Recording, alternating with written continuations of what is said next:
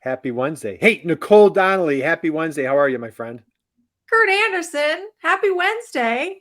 It's Man, a you know beautiful what? I Wednesday. like it better when you and I are in person. We got to spend last week in person, but I'll take virtual. It's better than nothing. So, man, dude, were you able to sleep last night? Like, how excited are you for this little jam session today? This is going to be where heat? Can you feel the heat? Like, can you feel like we're talking solar? Can you feel the heat coming on already? Oh, for sure. We've got some major powerhouses on the show today. It's been so wonderful to work with these two wonderful people over the last several months. So, this is going to be a great conversation. So much value for any installers out there who are really looking to design the best systems for their customers possible and avoid some of the biggest issues. So, I can't wait to talk with Mike Henderson and Jamie at MT Solar and dive into this amazing topic. Thanks for being with us, guys. All right, Thank you. Yeah, let's thanks, dive Nicole. in. So, Mike, you and I, we go back a ways, dude. Like in COVID time, it's like dog years. Like we go back like decades, right? I think you and I met in like 2020, 2021-ish or so. And so we came together. I was doing some work with different MEPs. We got together at a webinar jam session. And so you are a fierce marketer at MT Solar. Mike Henderson, can you please explain to the folks who and what is MT Solar? How do you guys make the world a better place? Okay, yeah. Well, thank you, Curt. Yeah, it has been. I really do enjoy being on your show, and I like being in the audience and just listening to you guys. I've learned a lot over the years. So, thanks for having us. I guess MT Solar, for those the uninitiated, I think there's probably some people here today that know who we are, but I could kind of back it out and give a good overview.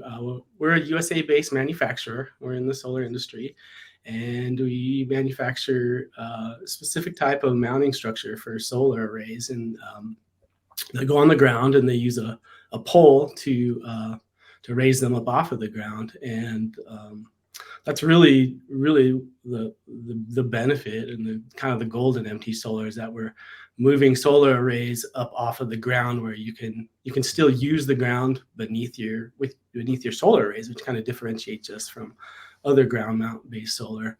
It kind of sticks lower to the ground, so you get benefits of shedding off snow. You can have animals graze underneath them. You can put a picnic table. We've had some that are next to pools or like a pool shade deck. You can park cars and so forth. So what we're doing is we're trying to give solar a good name by getting the solar up on the ground and making the ground underneath it still usable.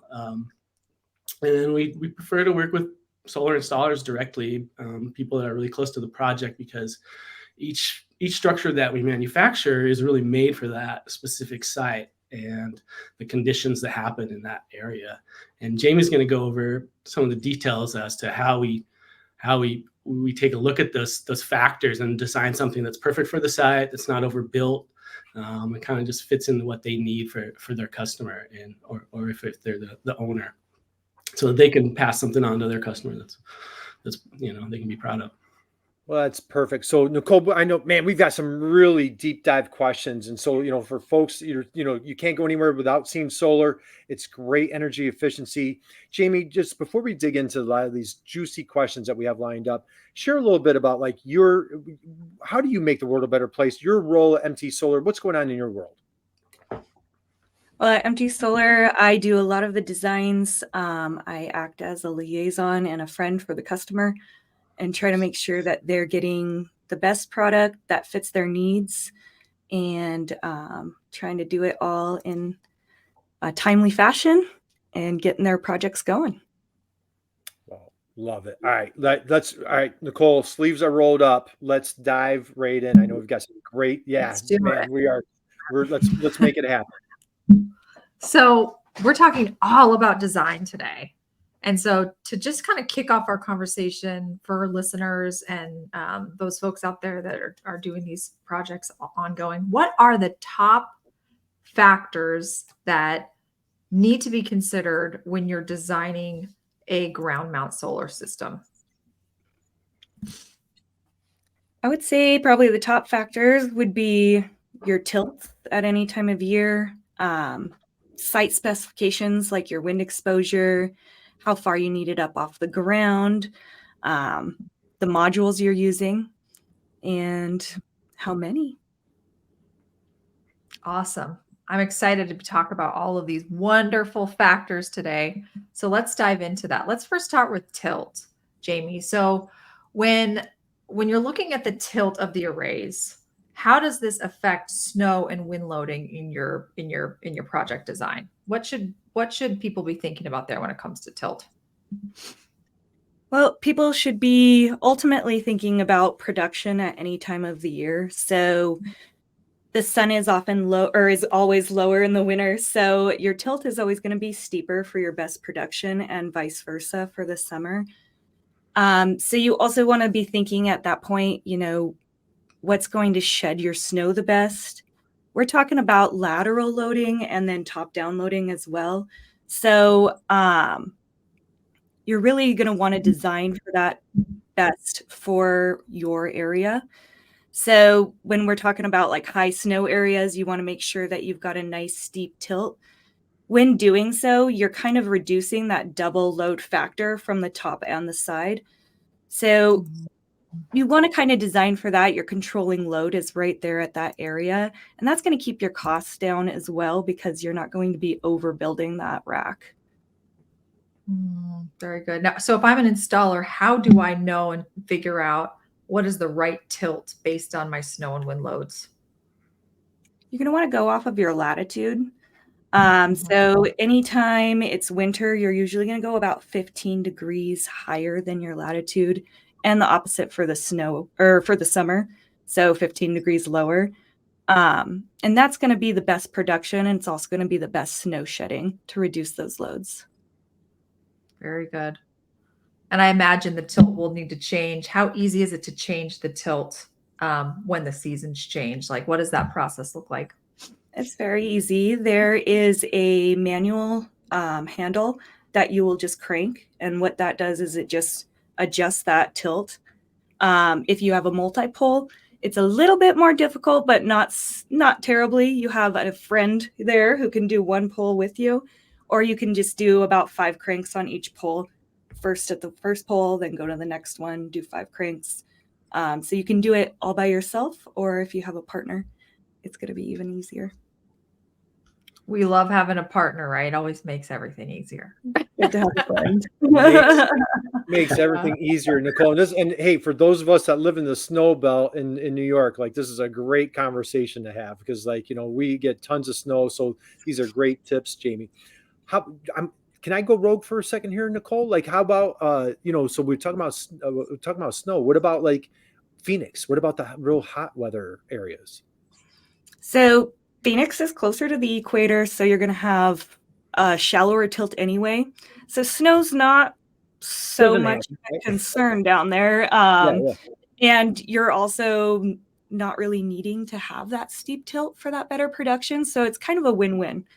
Nice. Awesome. Thank you. I was just curious for the other folks in the hot area. So take it away, Nicole. That's great. Let's talk about wind a little bit. I imagine, depending on the location of where your project is going to be installed, wind exposure really can make a big difference in terms of how you're designing your system. So how does, if I'm an installer and I'm trying to figure out what the winds look going to be like, how do I figure out wind exposure, what the categories are?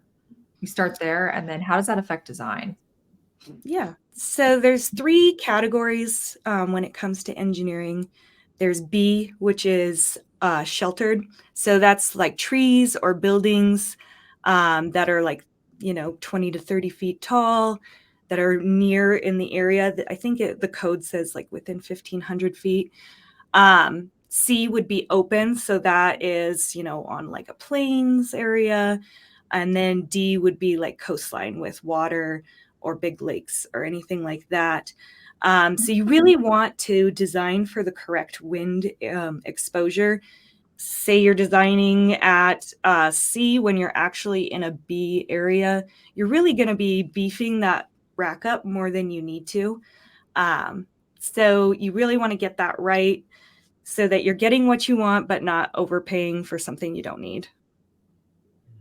I love it. Like, I can follow the alphabet, A, B, C, D, 4 categories. That makes it really easy, right? So very nice. And there's no overlap there. So it sounds like it's pretty straightforward, pretty cut and dry. Like it doesn't matter where you're located, latitudinally, longitudinally, as long as you're within those Yep, categories, it's correct? just in your immediate area there. Very nice. Okay, that's awesome. And next question is, when you're designing your pole mount system, do you need the actual modules and dimensions of the solar arrays that are being used in order to design a system? How does that work? Do you need to figure out your pole mount system first? Do you have your arrays first? What's the order of operations, and how do you kind of factor that all in? Nope, it's very, very important that you get the correct dimensions. Solar modules or solar panels come in a wide variety of sizes. Anywhere from like 50 all the way up to like 96, I think is the biggest one I've seen. So you really want to get the accurate dimensions on that. That way the rack is built and it's able to support the entire array itself. Modules have a certain limit for their overhang before they kind of get too heavy on one side. So you want to make sure that you reduce that, make sure that it's the proper size. And also you want to make sure you get the right rail lengths. Very good. Very good. And what are your thoughts on the orientation of the arrays? I understand that there can be a landscape orientation versus portrait orientation. Are all of the modules that you guys support in landscape orientation, or how does that work? All of ours are in landscape, yes. And the reason for that is most of them are not rated for the span between our I-beams. It's quite long. So even if they are, it can be kind of difficult to make that fit well. So landscape is optimal with our mounts. Okay. Is there ever an application where the other orientation would be better? I don't see an advantage really. If you could make it fit and if it is rated for that span, absolutely, you could make it happen. But I don't really see an advantage either way. Okay. As far as production from a design perspective, as far as production goes, either works just fine. And landscape in that case would be a great option. Okay. Very good. Awesome. Hey, Nicole, I have a question. So, Jamie, I am just so impressed with your expertise, your passion, and what's great when you open it up.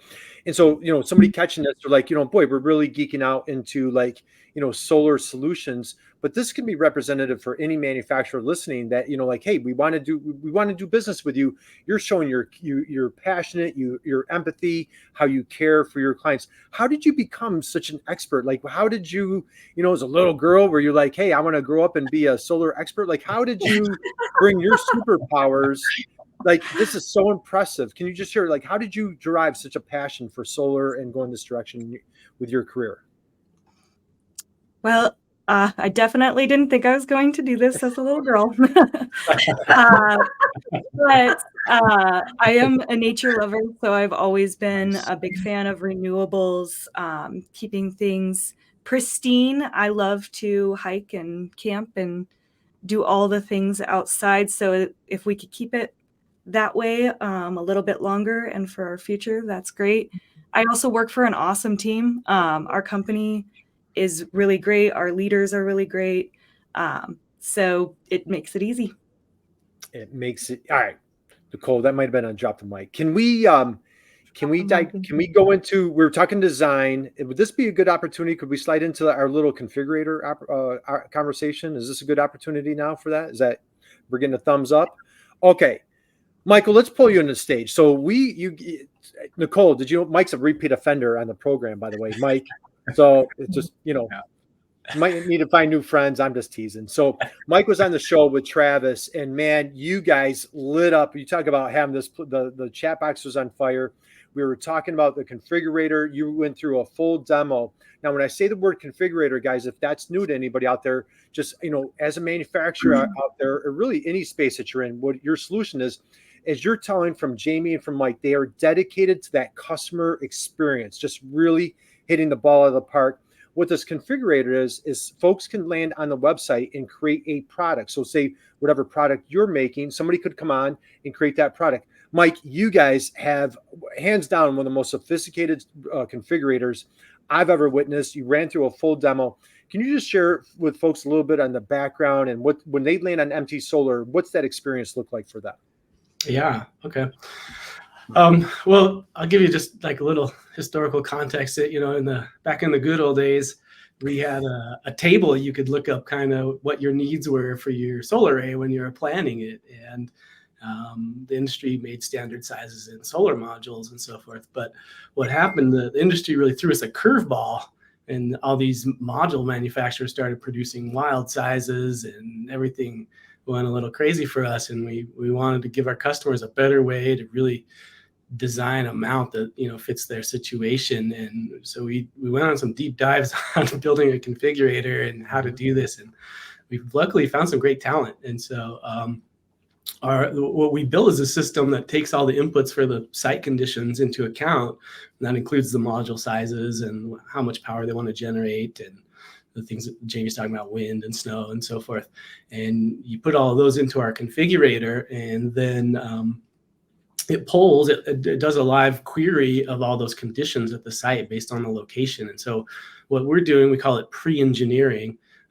It tests for all those forces on our mounts, and then it kind of slowly starts at the smallest duty class, kind of the lightest one, which is the least expensive, and then it kind of starts to work its way up in the testing to get us to where it fits what they need, and then it stops without overbuilding it. So we can try to keep the prices efficient for the customer, so they don't have to overbuild it, but it still fits what they need at their site. And so the configurator has some pretty neat technology built into it, with querying engineering codes from around the country and some of that sort of stuff. So and we just launched it this year, earlier this year, and that's when we were on the show talking about it, and getting it into our customers' hands and trying to figure out what they need and how we could improve it and so forth. And Jamie's here. We've learned a lot since then, and Jamie's here to provide some ideas as to how to think about things when you're using the tool, and how to get your designs. And there's so many options really, and it's awesome. You can do whatever you want with the tool. But that many options also becomes a problem if if you don't know what to do with it. So that's why we're here talking about some best practices. Yeah, I have to say, I just love your whole approach to how you've been able to marry e-commerce with manufacturing and with the sales team, and really positioning your sales team as these high-level consultants who are there to help support, while also creating an amazing digital self-serve experience for your customers, where they can self-select and get a lot of their questions answered through the website before even talking to your sales team.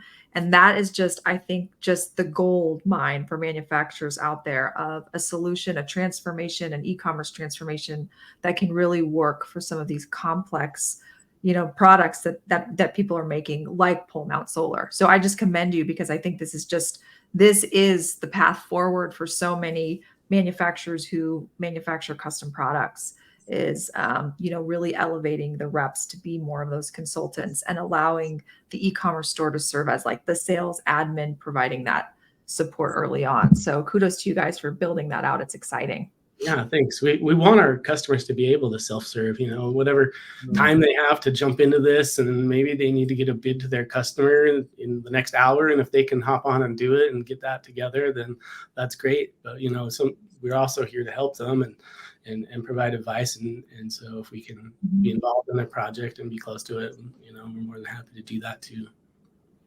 Very good. That's fantastic. Nicole, we've got a couple of questions in the chat box. Is this a good time to dig into those real quick? Let's do it. Yeah. Looks like we got one from Paul Dershka. The MT Solar Guides Designer is a remarkable tool to visualize and maximize the available area to implement a PV array. I recently discovered that the SkySieve software has a steel base plate designer. As I'm not an engineer, is there a way to get the modeling software to offer a base plate alternative to the concrete foundation design? Wow, that is a really meaty question. Jamie, Mike, what do you think? I think there might be in the future. At this time, we don't have anything to address it. Most base plate designs do require like a stamped engineering process. So that's a little bit more difficult to kind of just automate there. I'm sure Travis has been thinking about it, as he is always throwing around these ideas. But right now, we don't have anything to offer that, unfortunately. Yeah, and just to add to that, like we've tried to set up this system so that once the design kicks through our SkySift software, we can immediately support the customer in the permitting process. And so part of the limitation that we don't have the base plate yet is that we found engineers that are willing to work with us in all 50 states and take what we put out of our system and stamp it for them so that they can get the local permitting. So the base plate design is still possible, but the permitting and engineering is a little more complicated, and we don't have the efficiency to push that through as quickly for our customer. But yeah, so that's kind of where we are. But we have looked at it, and we have used base plates on our systems in the past, and right now we're kind of going with what does the most for most of our customers. Mm-hmm. Great answer. We've got another question coming in, and not sure who it's from, but how about rails? Are all rail manufacturer rails okay? What do we think of that question? All manufacturers, possibly, not all types. So you can't use like a lighter duty rail, like a roof rail, that just doesn't support the spans with our I-beams. So you have to use a heavy duty rail. For that, we do work with Tamarack. They've made a custom extruded rail for our mounts specifically that's spliced together, so they have a little bit more structural stability. So we prefer those, but you are welcome to use another kind of heavy duty rail if that's something that you prefer. Awesome. Man, I tell you, Jamie is so impressive. And by the way, how about Larry? Happy Wednesday to you, my friend. So, Jamie, I know you're very modest, very humble. Plug your ears, close your eyes, but look at this comment here, Nicole. Jamie, you might want to put this one in your fridge when you get home tonight, right? MT Solar has been a fabulous partner to work with. Jamie has consistently been a great resource, sharp, knowledgeable, stays on top of my projects. Great to change a tilt at will.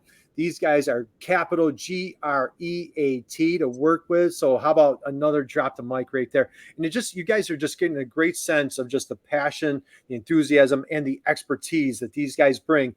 And boy, if you want to catch Travis on our last episode, it's just as equally on fire. So Nicole, let's get back to our questions and get rolling for everybody here. Let's dig in. Let's get technical. Let's do it. So the next question I have, we talked about tilt, we talked about wind exposure and how that impacts design. We talked about the ABCD wind exposure categories. Super, super helpful for someone like me who loves, simplicity. So, and we talked about the modules and dimensions. So the next question is all about ground clearance. So as you're thinking about ground clearance for your project, how does that affect the overall value of an array? Well, it really depends on how you're going to be using your ground mount. Where we kind of shine is with our ground clearance. It allows you to use the area below the mount, whether it be a shading structure, a patio, parking, anything like that. If you're in a difficult area to install, such as a sloped area, having that additional ground clearance can really help out there. If your AHJ has any rules against low exposed wires, that prevents you from needing to put a fence up, also protects you from vandalism, livestock, wildlife, anything like that. So, and then any snow on the ground. So if you're up here in Montana and you've got a couple feet, you're able to kind of clear that and then avoid getting damage on your modules. So it's really all about how you're using your rack and what your requirements are there. Very good to know. And it's just truly remarkable to think about all of like the dual use cases for pole mount solar that you can use. Like I've seen some really wonderful examples, and I know you guys have some on your website of, carport structures, even shading structures for pools in your backyard. And I just think that's so amazing that these can be dual use in so many different ways for agriculture, for, you know, agrivoltaics, as you guys have talked about before too. So that's really, really cool. Yeah. We've got a couple more questions, Curt. Man, Hey, let's chat pull them up box- here. So, hey, we've got Darren Bishop in the house. Darren, happy Wednesday to you, my friend. Any dual access tracking options in the works? And hey, look at this dude who's popped in here. Travis, happy Wednesday to you, brother. Man, So, himself. man, Nicole, we got to get Travis back on. But dual access is really expensive to manufacture, and the cost benefit rarely ever justified, in my humble opinion. And he also says panel prices have dropped so much over the years. What, I think I missed one right here. I wanted this one. We have an awesome patent on dual access, but so far does not make sense from what I can pencil. And lastly, Travis says panel prices have dropped so much over the years that it seems to make more sense. And if, hey, I was my grandfather had an expression, if it makes sense, SENSE, it might make sense as CENTS. Travis, you're seeing that right there. It might make more sense just to put more of them. Jamie, anything that you want to add to this little conversation that we have going in the chat box? Travis pretty much hit it on the head there. Travis. Dual access trackers are exciting, and it's pretty neat technology. But I think what we found is that if it moves, it needs maintenance or it might break, and you're probably better off putting a little more of that money instead of a tracker into some panels, because the prices in modules have dropped. So when you're talking about put output and so forth, that's probably where I put my money, is in a few more modules. Yeah, that's fantastic. And I know, Jamie, throughout the program so far, you're sharing how like you're very cost conscious. You guys are focused on efficiency. You're focused on just really maximizing that value. It's a big investment for folks taking this plunge, and it's just great having a trusted partner like yourselves. We're like, I know you have our back. And, you guys are doing all the due diligence, all the homework. Travis is like rolling up his sleeves, exploring everything. You guys even have patents on some of these products. And so it's just great having that trusted value partner. Nicole, what else is on our list here as we're rolling along? Yeah, man, we just more to come, right? So the next big question, and I'm sure this is one that you guys get a lot, is permitting, right? With so many different permitting requirements depending on your local jurisdiction, state. Like I can only imagine if I'm a solar installer, that can feel really overwhelming, just trying to navigate that whole process and making sure from a permitting perspective that I'm designing the system in the best way that's going to meet those regulations and all of that. So let's talk a little bit about that. Jamie, could you just share a little bit about what kind of information MT Solar provides through this process to help get past the local permitting? Well, our design tool is, as we've said, pretty top notch. So that comes out with a 30-some page report. It's full of calculations that most of us don't want to take a look at. But if you do need to get permitting or engineering or anything of that sort, you can take that entire packet straight to them. It's got all the information right there for them. So it should make that process a little bit easier and streamlined, and better for you all the way around to get things rolling.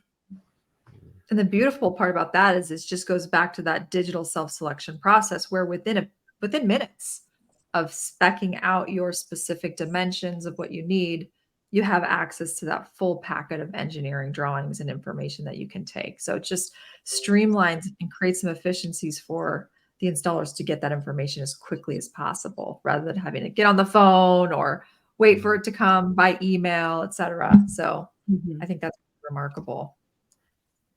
Very good. Yeah. Another question here, Nicole, and Mike mentioned that earlier. It's just, for any manufacturer catching us, just dedicating yourself to that digital self-serve. How can you just really focus on the customer, providing those solutions, making it helpful on your website? Question here, Mike and Jamie. And again, I see Travis dropped a note. Better to use bifacial panels, and Travis chimes in, yes. Bifacial are great and an open high clearance pole mounts, definitely a win-win. Mike, Jamie, anything that you want to contribute to that conversation? Yeah, you can definitely get some better production using a bifacial, especially with that high ground clearance, as Travis mentioned. Also, you can put, in certain situations, you can put something down on the ground that will reflect it back, reflect the light back towards it, and that can increase your production as well. Awesome. Mike, anything that you want to add?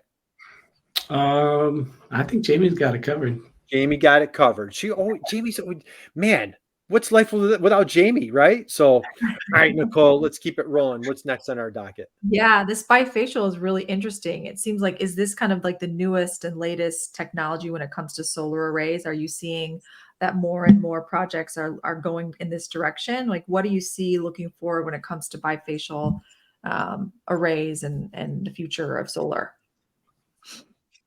I think it's just going to keep growing. It is definitely one of the newer technologies, and we are seeing it more and more. It's a win-win. Yeah. Awesome. Very cool.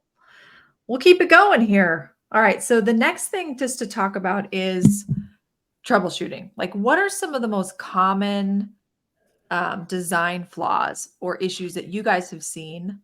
And what do you recommend that installers can do to kind of prevent those and get ahead of that so that those don't happen? I would say your biggest one is using that tilt. We always suggest that you use your winter tilt. And as we said before, that is mainly to reduce that snow loading.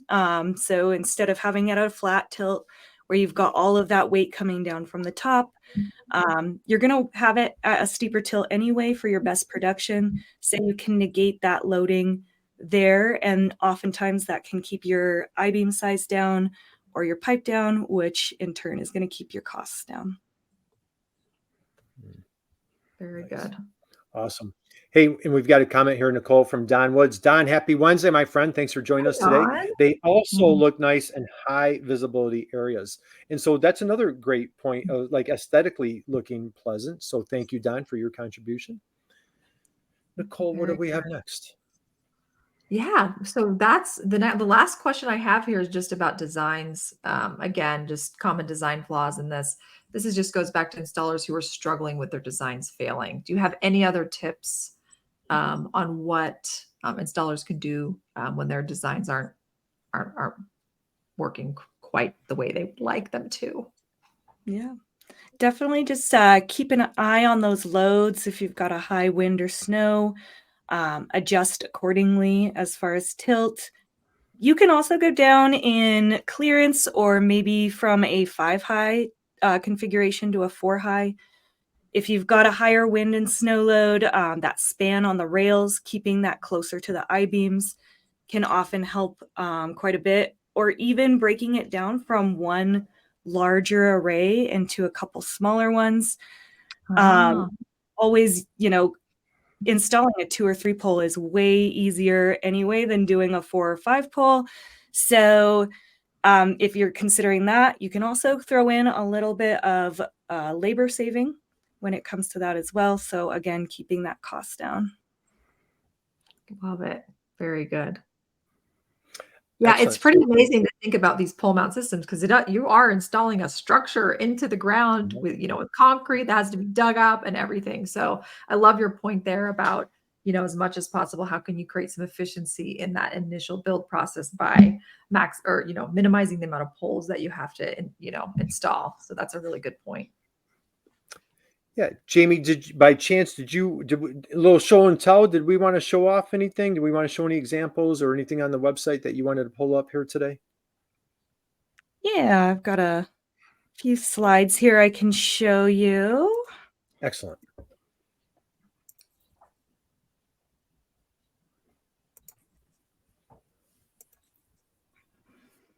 So I just have big reveal. Yep. So this is just what our AutoDesigner looks like. All of these fields over here come pre-populated, so you're just going to want to fill those out for your site-specific design factors. This one is just kind of an example of how you can save your money. I ran this one. Let's see, on the wrong one. Here we go. I ran this design at a shallow tilt of 35 degrees with a high snow load of 40 PSF, which is it's a pretty high snow load and a pretty shallow tilt. Anytime you've got a high snow load, generally over 45 is kind of the tipping point there. So the price on this design came out at $8,715.18, which is fine. But when I ran it at a 50-degree tilt with that 40 PSF, you could see that price went down significantly. So just by using my winter tilt, I was able to save just over $1,000. So just kind of a little example of how using the right design factors can really help you to save as well as get a better passing design. This one passed with a 6-inch pole and an SD frame. The other one was an 8-inch pole and an HD frame, which is where your costs go up. So you're saving on those steel posts as well when they go down in size, and so there's even more savings than just the 1,300 that you show in there, because that doesn't include the steel post. Absolutely. Well, that's fantastic. Cool. Yeah. And we've got and let's come back. We've got a question here, and LinkedIn user here. So hey, thank you for joining us today as we're chatting with Mike and Jamie from MT Solar. I have a 5-high 15 mount 8 feet high. Need to replace a few panels. Better to drop the array or repair in place? Travis says, I would probably tilt straight up and repair in place from the front with a ladder against the array like a wall, but dropping is not out of line either. Miss Jamie, do you have anything to contribute to this conversation? I would ask where those panels are located. If they are the center panels that are already over the pole, it might be worth just doing it up in the air. If they're on the lower end, higher end, it all just kind of depends a little bit as to the ease of the location of those panels. Excellent. Okay. Man, is this impressive. Gosh. All right. So we got Jamie chimed in. I think Jamie knows a few things about how to do this right. Man, Curt, I think she's done this a little bit. Well, once or twice, right, Jamie? Just and you took a course over the weekend, and now you're an expert, right? So this is really impressive amount of information that you have. That you mentioned. You know what, Nicole? If we've ran through our questions, let's touch on the team real quick. I know, like I've had the honor and privilege, Mike. We've been fast friends for many years. Relationship with Travis, Nicole. You've been working with a team. We're getting to know Jamie here. Talk, Jamie, and then I'm going to come to you, Mike. You know what? I'll start with Mike first, and I'll come back to you, Jamie. Mike, talk a little bit about the team. You've been on the team for how long? Talk about like how you've watched the company grow. Let's get underneath the hood a little bit on MT Solar, please. Oh boy, I've been associated with MT Solar for over 10 years now, I think, right. Or somewhere in that range. But I've been full time working with the companies, since 2020, and I really enjoy this team. They're awesome people to work with. We meet every morning and talk about any issues any of our customers have and way we can improve their experience and try to solve any kind of problems. And there's always so many factors to consider for everyone that's working with us. And we have some people that are really experienced in solar and design, and not just pole mounts, but the founder of our company, has a lot of experience in solar installation in general, and worked in that for years, and is where our company sprang up for. Was that he decided, well, maybe there's a better way to do this. After some jobs where he was hanging off some ladders and scaffolding and and so forth, and that's where we have the patented hoisted system, which allows you to work on the ground, which keeps the installer safe and it's efficient, it's a much easier way to set out your whole system and apply the modules to the racking and so forth. And so, yeah, that's a neat feature of our mount, is that sort of installation efficiency and working on the ground, and then getting the ground clearance after the fact. You can hoist it up into the air, and then now you've got that ground underneath it. And so that's Travis Jordan. He's the genius behind the hoisting system, and we've got a few other people on our sales team that are just awesome, really customer service oriented, and you can tell from a couple of the comments that Jamie is a star. Yeah, absolutely. Definitely. So couple of things I want to point out real quick, Mike, is just, the fierce, just relentless dedication to innovation, and we've seen, you're talking about different patents that you guys have. Solar is a cutting edge technology in itself. And, again, if you guys, man, I'd love for you to go back. You can go on our website. You can see the previous interview with Mike and Travis.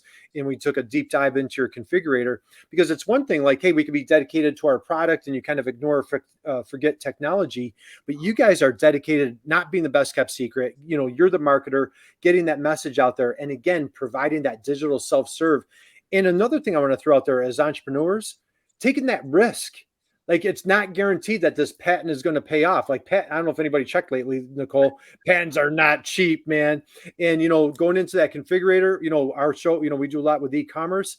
Configurators are not also, inexpensive investment. So my hats off to you guys. Hats off to you, Travis, and the team that you've put together, and how your dedication, just your fierce, just wonderful attitude towards innovation and towards customer success.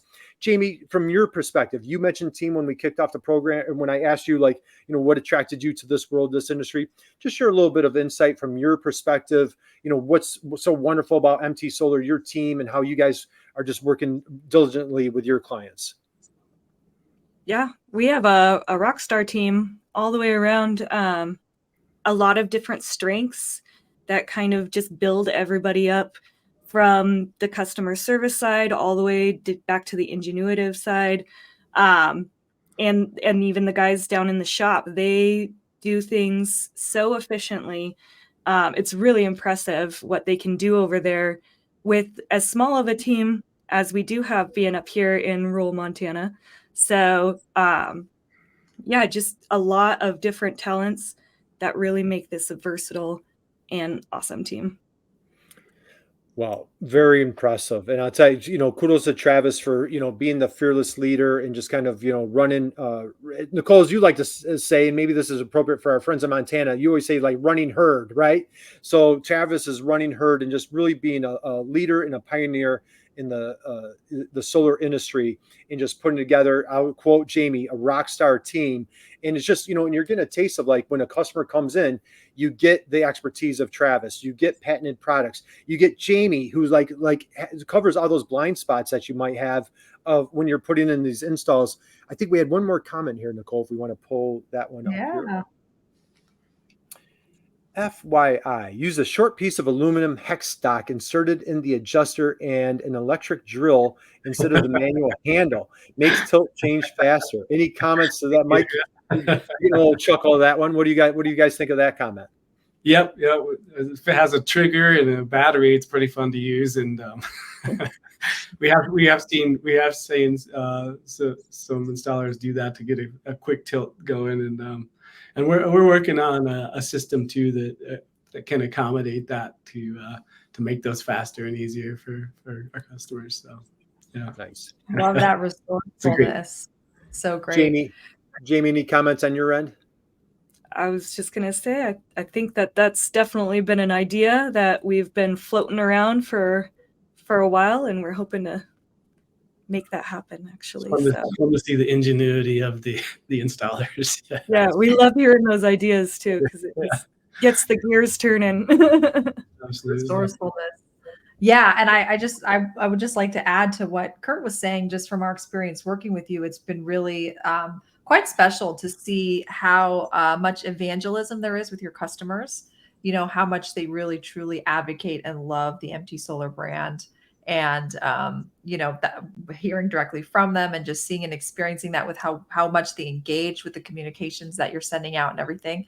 just as a testament that there's such advocacy there. It's a testament to your fierce commitment to that, creating that customer experience, getting the feedback, and talking about those challenges on a daily basis and how you're going to solve them. And even just through this conversation, we've learned a lot about the customer experiences that you've cultivated through that for them, and how they design their system. They're not all alone on an island. You've really created this really great way where they have the independence and the efficiency to be able to self-select, but then also get that really nice handheld, what do you call that? High touch experience, So that combo is magic when you can provide a really easy, seamless e-commerce solution, but also be able to provide that high touch customer service.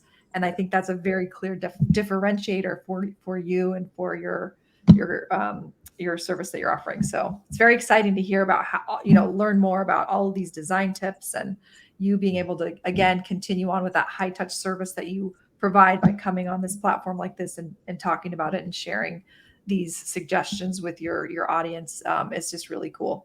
So, yeah.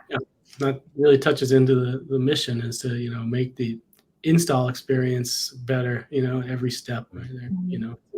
We're talking about the planning phase now and so forth through purchasing, and when you actually get onto the site and you're working with our product, we want every step of the way to be as easy as possible, and we're always trying to innovate to make that better. Awesome. Yeah. Man, this was just, Nicole, I knew this was going to be good. I just didn't know it was going to be this good. So if we're going to wind down, first off, folks in the audience and the chats and the comments, thank you for joining us today. And, if you've been sitting down kind of having lunch with us or whatever time zone you're in, great opportunity if you want to kind of give a little stand and stretch. And you could give a big round standing ovation for our wonderful guests today, Mike and Jamie, for just absolutely crushing it. So a big thank you to you both. Mike, how about parting words of wisdom, parting thoughts, anything that you want to share with the crowd as we wind our program down today?